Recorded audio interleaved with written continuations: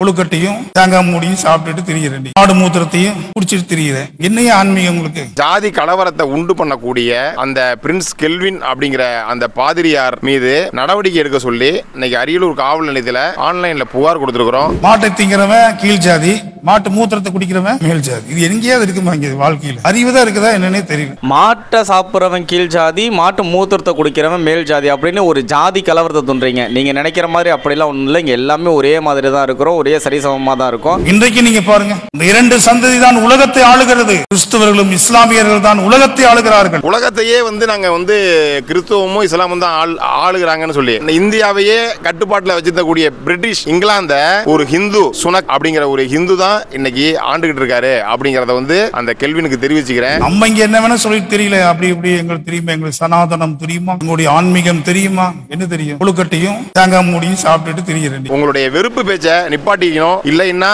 இந்துக்கள்லாம் ஒண்ணு சேர்ந்து மிகப்பெரிய ஒரு போராட்டத்தை கையில் எடுப்போம். ஆடு மூத்திரத்தையும், மாட்டை திங்கிறவன் கீழ் ஜாதி, மாட்டு மூத்திரத்தை குடிக்கிறவன். பாவ மன்னிப்பு கொடுக்கக்கூடிய நீங்களே மிகப்பெரிய பாவம் செஞ்சிட்டு இருக்கீங்க. அதாவது நம்ம இந்தியாவில் இருக்கக்கூடிய எல்லாமே மலை சாப்பிட்றாங்க அப்படிங்கிற மாதிரி ஒரு வார்த்தைகள்லாம் விட்டுருக்கிறீங்க. பாவம் நாங்களாம் இந்தியாவில் இருக்கிறோம், மலை சாப்பிட்றோம். நீங்க ஆஸ்திரேலியா அது போல வேற எங்கே இருக்கீங்களோ? தமிழ்நாடு அரசும் காவல்துறையும் அவங்க பேர்ல நடவடிக்கை எடுத்து அவரை கைது பண்ணி அவர் மீது குண்டா சட்டம் போடணும். மத கலவரத்தை தூண்டுதல் இருக்கக்கூடிய அந்த ஜாதி பிரச்சனையும் அவர் உள்ள கொண்டு வந்திருக்காரு. மன்னிப்பு கேளுங்க. மன்னிப்பு கேட்கலன்னா மிகப்பெரிய கண்டன ஆர்ப்பாட்டமானது நடைபெறும். மத சுதந்திரம் என்பது என்னன்னா அவர்களுடைய மதத்தை வளர்க்கறதுக்கு தான் சுதந்திரம் மொழியே, அடுத்த மதத்தை இழிவா கேவலமா பேசுறதுக்கு யாருக்கும் உரிமை இல்லை. ஒரு பாதிரியாருங்கிறவரு அவருக்குன்னு ஒரு கடமைகள் இருக்கு. அந்த கடமையை தாண்டி இதே மாதிரி மத வெறுப்புணர்வு தூண்டுற மாதிரி பேசுனது தப்பு. உங்க ஒருவரால இந்தியாக்குள்ளார கண்டிப்பா மத கலவரம் உண்டாக்குறதுக்கு முழுக்க காரணம்னா நீங்க தான். அதனால தயவு செய்து மன்னிப்பு, மிகப்பெரிய மன்னிப்பு நீங்க கேட்டாகணும். தொடர்ச்சியா இந்து மதத்தின் மீதுல பல தாக்குதல் நடந்துகிட்டே இருக்கு. தொடர்ச்சியா நிறைய பொய்யான செய்திகளை, வதந்திகளை முன்னாடி அரசியல்வாதிகள் அதாவது ஒரு மிஷினரி அரசியல்வாதிகள் அவங்களுடைய போர்வையில் பண்ணாங்க. இப்போ மிஷினரிகள் நேரடியாகவே இப்போ பண்ணுறாங்க. இப்போ உதாரணத்துக்கு பிரின்ஸ் கெல்வின் அப்படின்னு சொல்லிட்டு கோயம்புத்தூர் பகுதியில் இருக்கக்கூடிய ஒரு பாதிரியார் இன்னைக்கு காலையில் தான் பார்த்தோம் முகநூலில். ஹிந்துக்கள் மாட்டு மூத்திரத்தை குடிக்கிறாங்க, மாட்டு சாணியை திங்கிறாங்க, உலகத்திலேயே மலத்தை தின்னக்கூடிய ஒரே ஒரு மதம் ஹிந்து மதம் அப்படின்னு சொல்லி தொடர்ச்சியாக அவர் பேசுகிறாரு. இது மட்டும் இல்லாமல் ஜாதியை பற்றியும் இதில் இருக்கிறாரு. இதை சாப்பிட்டா இந்த ஜாதி, இதை சாப்பிட்டா இந்த ஜாதி அப்படின்னு சொல்லிட்டு உயர் ஜாதி, தாழ்ந்த ஜாதி அப்படின்லாம் சொல்லி பேசுகிறாரு. அப்படி ஜாதி மோதல்களை, மத மோதல்களை, மத பிரச்சனைகளை, ஜாதி கலவரத்தை உண்டு பண்ணக்கூடிய அந்த பிரின்ஸ் கெல்வின் அப்படிங்கிற அந்த பாதிரியார் மீது நடவடிக்கை எடுக்க சொல்லி இன்றைக்கி அரியலூர் காவல் நிலையத்தில் ஆன்லைனில் புகார் கொடுத்துருக்குறோம். தமிழ்நாடு அரசும் காவல்துறையும் அவங்க பேரில் நடவடிக்கை எடுத்து அவரை கைது பண்ணி அவர் மீது குண்டா சட்டம் போடணும். மத கலவரத்தை தூண்டுதல் இருக்கக்கூடிய அந்த ஜாதி பிரச்சனையும் அவர் உள்ளே கொண்டு வந்திருக்காரு. அதனால் அவர் பேரில் PCR வழக்கு மட்டும் இல்லாமல் மத கலவரத்தை உண்டு பண்ணக்கூடிய, ஜாதி கலவரத்தை உண்டு பண்ணக்கூடிய அந்த அவர் மேரில் குண்டர் சட்டத்தில் கைது பண்ணணும் அப்படின்னு சொல்லிட்டு தமிழ்நாடு அரசையும் காவல்துறையும் அரியலூர் மாவட்ட விஸ்வ இந்து பரிஷத் சார்பாக நான் கேட்டுக்கிறேன்.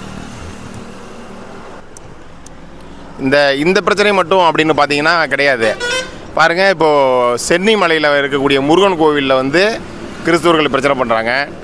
திருப்பரங்குன்றத்தில் இருக்கக்கூடிய திருப்பரங்குன்றம் அறுபடை வீடுகளில் இருக்கக்கூடிய குன்றம் இருக்கும் இடம்லாம், குன்று இருக்கும் இடமெல்லாம் குமரன் இருக்கும் இடம்னு சொல்லக்கூடிய நம்ம தமிழ்நாட்டில் முதல் படையான திருப்பரங்குன்றம் முருகன் மேலே ஒரு மசூதி கட்டி வச்சுருக்காங்க.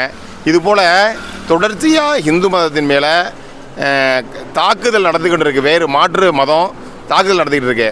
அப்புறம் அந்த கெல்வின் பாதிரியார் இன்னொரு விஷயம் சொன்னார். உலகத்தையே நாங்கள் கிறிஸ்துவமும் இஸ்லாமும் தான் ஆளுகிறாங்கன்னு சொல்லி அவருக்கு இன்னொரு கருத்தை சொல்ல விரும்புகிறேன். அதாவது இந்தியாவையே கட்டுப்பாட்டில் வச்சிருக்கக்கூடிய பிரிட்டிஷ் இங்கிலாந்த ஒரு ஹிந்து சுனக் அப்படிங்கிற ஒரு ஹிந்து தான் இன்றைக்கி ஆண்டுகிட்டு இருக்காரு அப்படிங்கிறத அந்த கெல்வினுக்கு தெரிவிச்சுக்கிறேன். அதனால் உலகையே இந்துக்கள் தான் ஆள்றாங்க, அப்போ கிறிஸ்தவர்கள் மட்டும்தான் ஆள்றாங்கங்கிறது கிடையாது. ஹிந்துக்கள் பல நாடுகளில், இங்கிலாந்துக்கு சுனக்கு தான் இப்போது பிரதமராக இருக்கார், அதிபராக இருக்கார், சரிங்களா? அதுபோல் நேபாளத்தில் அது ஒரு ஹிந்து நாடு, இது போல் பல என்னால் ஆதாரமாக சொல்ல முடியும். பல நாடுகளில் இந்துக்கள் வந்து இன்றைக்கி அதிபராகவும் அமைச்சராகவும் இருக்காங்க. சிங்கப்பூருடைய அதிபர் ஒரு ஹிந்து தான். மலேசியாவுடைய பல அமைச்சர்கள் ஹிந்து இருக்காங்க. அதனால் உங்களுடைய வெறுப்பு பேச்சை நிப்பாட்டிக்கணும். இல்லைன்னா இந்துக்கள்லாம் ஒன்று சேர்ந்து மிகப்பெரிய ஒரு போராட்டத்தை கையில் எடுப்போம் அப்படிங்கிறத உங்களுக்கு நான் ஒரு எச்சரிக்கையாக தெரிவிச்சுக்கிறேன். வணக்கம். தொடர்ந்து இந்து மதத்தை அவமானம் செய்து கொண்டிருக்கக்கூடிய கிறிஸ்துவ பாதிரியார் நண்பர்களுக்கு என்னுடைய மனமார்ந்த வாழ்த்துக்கள். எதுக்காக வாழ்த்துக்கள் சொல்கிறேன் அப்படின்னா, பாவம் மன்னிப்பு கொடுக்கக்கூடிய நீங்களே மிகப்பெரிய பாவம் செஞ்சிட்ருக்கீங்க. அதாவது நம்ம இந்தியாவில் இருக்கக்கூடிய எல்லாமே மலம் சாப்பிட்றாங்க அப்படிங்கிற மாதிரி ஒரு வார்த்தைகள்லாம் விட்டுருக்கிறீங்க. பாவம் நாங்களாம் இந்தியாவில் இருக்கிறோம், மலம் சாப்பிட்றோம். நீங்கள் வந்துட்டு ஆஸ்திரேலியா அது போல் வேறு எங்கே இருக்கீங்களோ அதனால தான் நீங்கள் அப்படிலாம் பேசுகிறதா தோணுதோ, இல்லைன்னா வேறு ஏதாவது மூல வளர்ச்சி அது போல் ஏதோ இல்லாமல் போயிட்டீங்களோ பாவம். மைக்க வேறு யாரும் முன்னாடி வச்சுட்டாங்க. அதுபோல் நான் என்ன சொல்ல வரேன்னா, தங்களுடைய மதத்தை சார்ந்த நண்பர்களை வந்துட்டு அவதூறு பேசினா நம்ம சரின்னு ரைட்டு எதனா கேட்கலாம். மற்ற மதத்தை அப்படிலாம் அவதூறு நம்ம பேசுகிறதுங்கிறது சரியான முறைகள் இல்லை. இது மிகவும் ஒரு வன்மையாக கண்டிக்கக்கூடிய விஷயம். தங்களுடைய மதத்தில் என்ன இருக்கோ அதை ப்ராப்பராக நீங்கள் பாட்டில் உங்கள் வேலையை பார்க்கலாம். முஸ்லீம் மதத்தில் என்ன இருக்கக்கூடியதோ அந்த நண்பர்கள் அவங்களுடைய வேலையை அவங்க பாட்டில் பார்த்துட்டு இருக்காங்க. இந்து மதத்தை சார்ந்த நாங்கள் கொழுக்கட்டையை சாப்பிட்டாலும் சரி தான், தேங்காவை சாப்பிட்டாலும் சரி தான், மாட்டு மூத்திரத்தை குடிக்கிறோம் அப்படிங்கிற மாதிரிலாம் நீங்கள் சொல்லியிருக்கீங்க. இதெல்லாம் மிகவும் ஒரு தவறான ஒரு எப்படி சொல்கிறது, ஒரு மத கலவரத்தை தூண்டுற மாதிரி சொல்லியிருக்கீங்க. அப்புறம் இன்னொரு கான்செப்ட் என்ன சொல்லியிருக்கீங்க அப்படின்னா, மாட்டை சாப்பிட்றவன் கீழ் ஜாதி, மாட்டு மூத்திரத்தை குடிக்கிறவன் மேல் ஜாதி அப்படின்னு ஒரு ஜாதி கலவரத்தை தோன்றீங்க. நீங்கள் நினைக்கிற மாதிரி அப்படிலாம் ஒன்றும் இல்லை. இங்கே எல்லாமே ஒரே மாதிரி தான் இருக்கிறோம், ஒரே சரிசமமாக தான் இருக்கும்.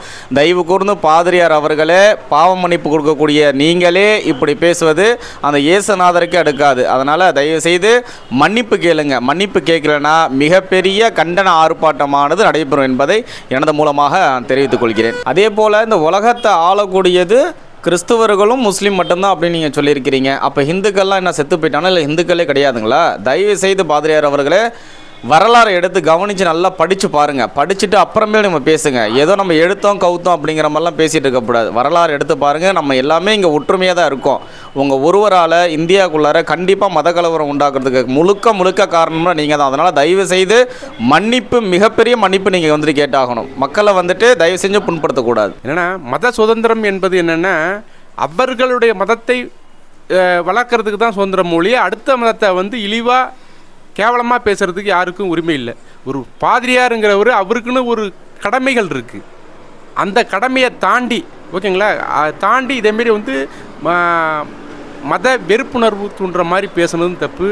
அப்புறம் வந்து மத துவேஷம் பண்ணுற அளவுக்கு பேசுகிறதும் தவறு. இது பொறுத்தவரை நான் வந்து வன்மையாக கண்டிக்கிறேன்.